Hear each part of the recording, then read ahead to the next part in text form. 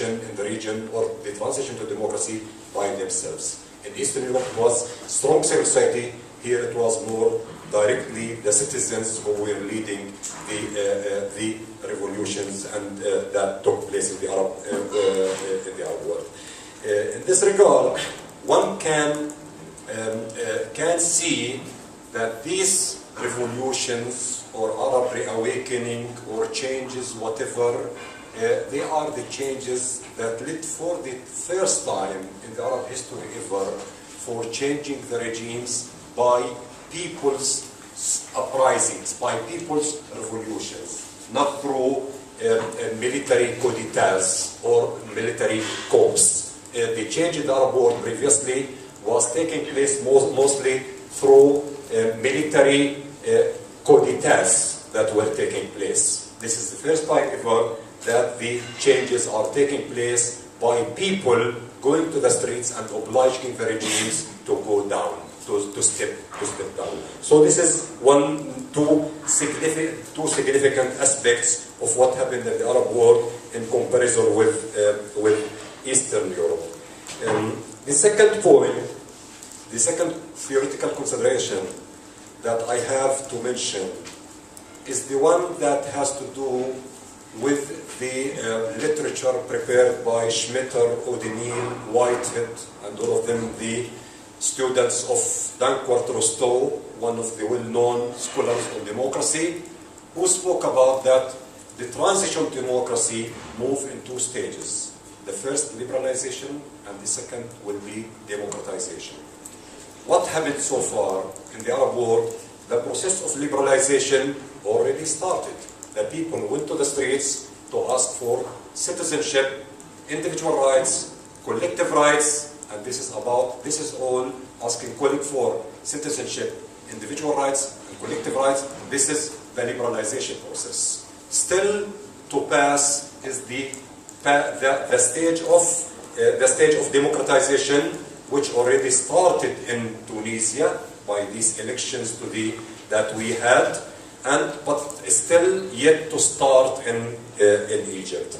And here, let me add here that the theories about the transition to democracy all confirm that the transition to democracy starts after successful elections being held.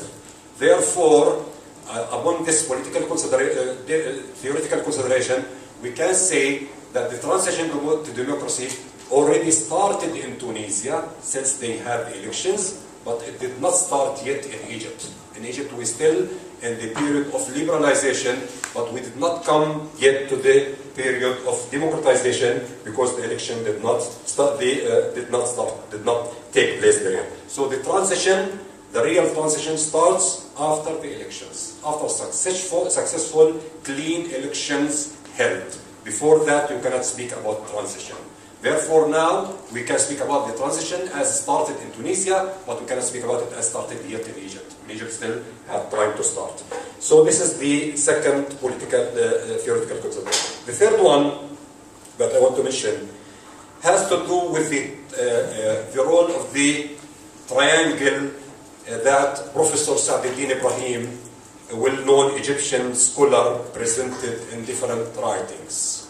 Sa'd-Din Ibrahim wrote that there is a triangle that created the plight for the Arabs all the time. These are the Tugha, Ghula, and Ghuza. I am translating now. This is, it's the same song in Arabic. Tugha, Ghula, and Ghuza. The Tugha are the despotic systems, so despotic regimes. So they are the Tugha, the authoritarian regimes. Ghula are the extremists. Ghuza are the invaders, such as in Iraq, for instance. So this is, and his theory was that this triangle created the plight of the Arab world because the authoritarians created the extremists. The authoritarians are despotic systems, authoritarian systems, but they created another authoritarianism, which is the authoritarianism of the extremists. Because the extremists, if they took over, the authority over, they will not move from democracy, from authoritarianism to democracy, but they will replace one authoritarianism with another that has different ideological hat. And then both the authoritarians and the extremists, who are both of them are authoritarian and despotic, brought the invaders with the terrorist acts that they created, therefore they invited the invaders to invade the country once again. So this is the triangle that Sa'd-Din Ibrahim was speaking about. If you look to what's happening in the Arab world, you will see that the revolutions that took place are against the authoritarians and against the extremists.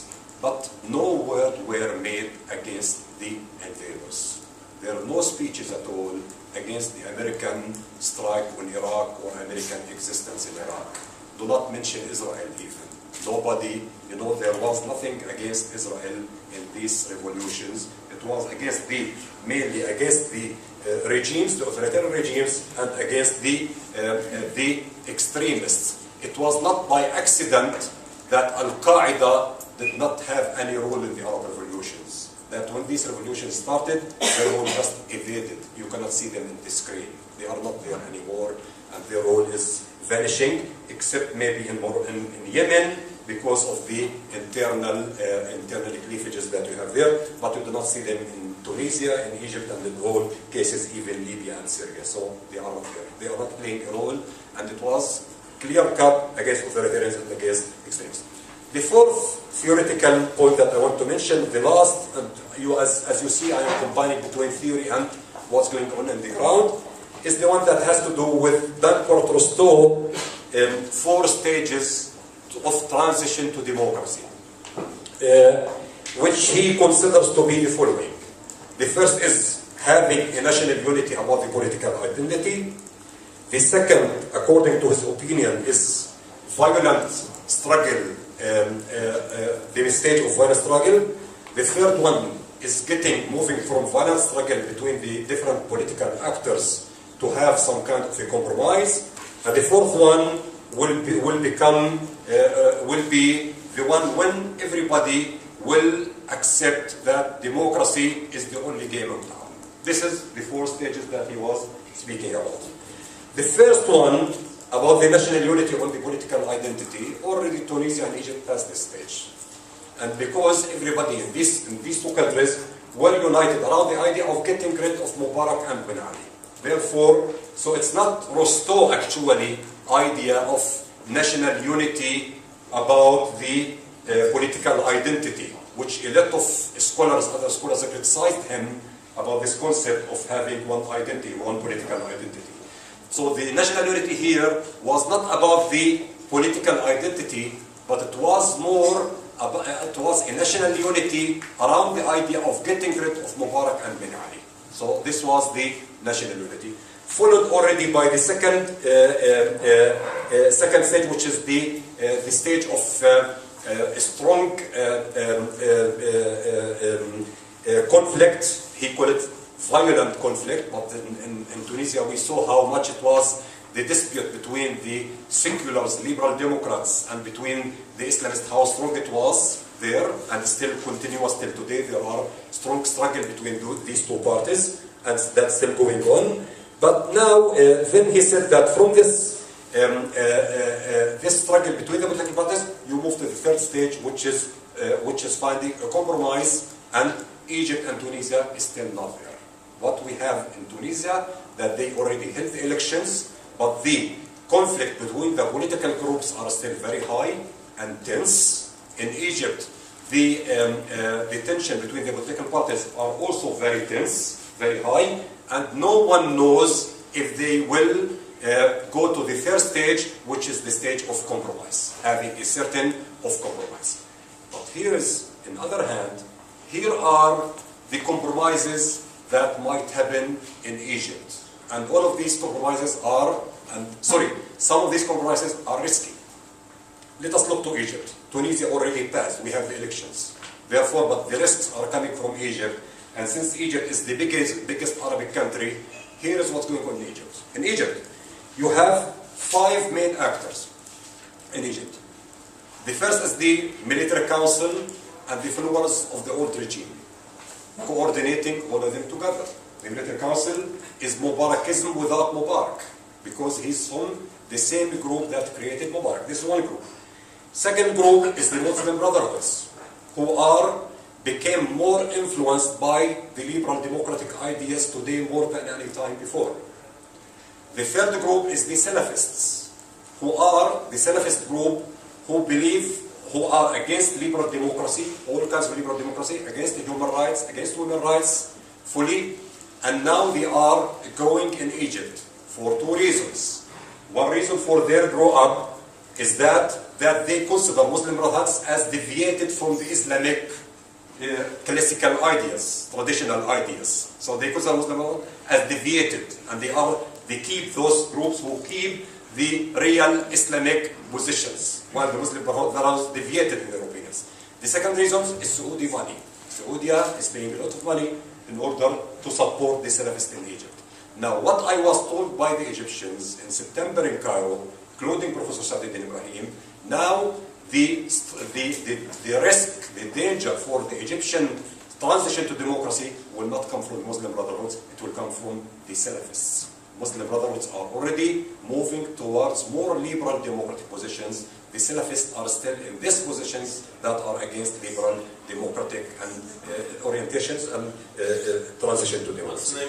Then Salafi groups, and the word Salafi has to do with those groups who follow the line of Prophet Muhammad and the practices that he has doing in the same period that he was living. So you follow the Prophet ideas and Prophet practices as it was practiced during his period, not without any following, any kind of following the new modern attitudes and practices.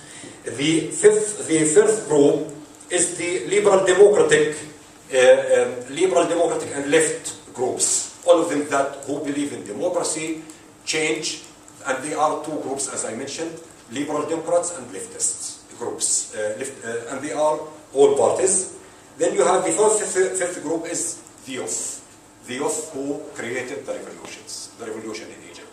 Most of these youth are independent. They are not connected to any political party in Egypt. And these young groups, their weakness is that they do not have any political party yet. So they have a weakness. Opposite to the other 4 that I just mentioned, the military council has the authority. Liberal democratic parties and leftist parties, they have parties. Muslim Brotherhoods, they are well established. The Salafists are well established. The youth, they are not well established. They do not have political parties representing them yet. And if they have political parties, they are just new. They are established, these political parties, just now. Therefore, these parties are not that strong yet, and they don't have this political support among the people yet. At the same time, they have strength. The strength that they have, this same group, is the following: that they are the bigger group who adopt the concepts of liberal democracy and the human rights globally. At the same time, they are the group who are ready for a revolution in the revolution, which means that in case that things will not go very well in Egypt, in the direction to the transition to democracy, there will be another revolution or a continuation of a revolution. And this is exactly what they started to speak about, using the model of West Europe and the model of Eastern Europe. In West Europe, let us remember, the transition to democracy started with the revolutions of 1848, but giving the full right for women to vote were given in France only in 1944. So it took from 1848 till 1944 till you got women equal right to men to vote in France.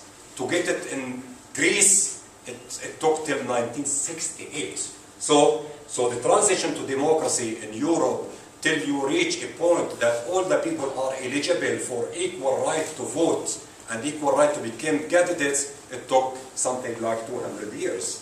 Therefore, of course, in the Arab world, it will take shorter time because we are in a globalized world. Therefore, and we have also in this globalized world, you have rapidity of change. Therefore, the change that needs longer time previously will need now less time, not like before. But what I mean that change, the transition democracy is very complicated process that takes time, and this transition is just started. We are not in a period that the revolutions finished. No, the revolutions are just started. Therefore, those people who already took a position that there were failures, of course there are failures. But those people who will say these are failures make us believe that the Arab world will not transit to democracy, this is the wrong conclusion. Because the right conclusion is the one that says that the transition started and it will take decades in order to get all the fruits later on. And there might be, during the process, there might be some revolutions in the revolution and continuation in the revolution by the young people who were they started their group, who started that revolution and that who will go for it till the end. Therefore, in Egypt, back to Egypt, with all of these actors that I just mentioned, the risk is as follows in the short term. I'll speak about the risk in the short term and the risk in the long term. The risk in the short term in Egypt is that if the military council will have some compromise, because I was speaking about the compromise, if you remember, Rostov third stage, which allow compromises. A compromise might take place between the military council and the Muslim brotherhoods. If this coalition compromise will be held, it will be against the young revolutionaries in the ground, and it will be against the Salafists, on the other hand, and against the liberal, democratic, and left-wing political parties in Egypt. And they will be able to rule Egypt by the following. Muslim Brotherhoods will get something like 50% of the membership of the parliament, and the army will get a president, a candidate that they will nominate for a presidency in Egypt. So this is the risk that is there. This is the reason why that the young people in Egypt were saying that let us postpone elections. They were not rushing for early elections, because early elections is good for the all political parties and good for the military council. While postponing the elections will be the better thing for them in order to take more time to be able to organize. But imagine now that the military council will have such compromise and there will be a liberal democratic system in Egypt, or another Mubarakism without Mubarak system after the elections. Imagine this will happen. Again, as I said before, this will lead to a position where the revolutionaries, the young people, will go to the streets again, and there will be another revolution in the revolution. Therefore, the process again started and did not finish. How much I started? I forgot. No idea. When I started? 20 minutes ago. Sorry? I have 5 minutes. Then, so now, with all of these things mentioned, let me see now, we have, I made some examples about Egypt and Tunisia, but now in general, in scratch, in a schematic way, we have 5 types of Arab countries, if you like, when it comes to the transition to democracy. One type is these republic countries who use the same methods of the monarchies by having inheritance to their sons in the region. And these, as you found so far, the republic countries are 2 kinds. One kind is what called in the literature as the authoritarian kind, and the second, what's called in the literature the sultanic kind of regime, using Juan Len's way of calling it. Juan Lenz is one of the main scholars in democracy. Now, the difference between the authoritarian and the sultanic is the following. The authoritarian regimes are those kinds of regimes who will allow for some aspects of democratic processes, such as partial elections, the way that it was taking place in Egypt and Tunisia during Ben Ali and Mubarak period. There was some partial elections, parties who are allowed and parties who are not allowed, illegitimate. So you have some democratic aspects, but partially. This is the authoritarian regimes. The sultanic regimes are like Gaddafi, for instance, and Syria, where you have no any aspect of democracy at all, and the regime is fully sultanic. He has the authority, the overall authority, and ruling the society in fully way without any kind of partial democracy.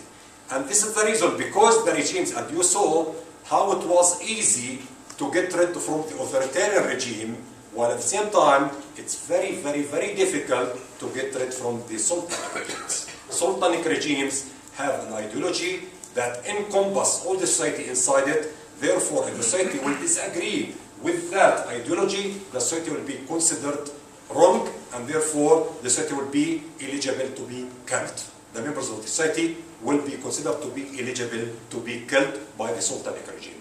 Therefore, we saw those massacres in Syria and Libya.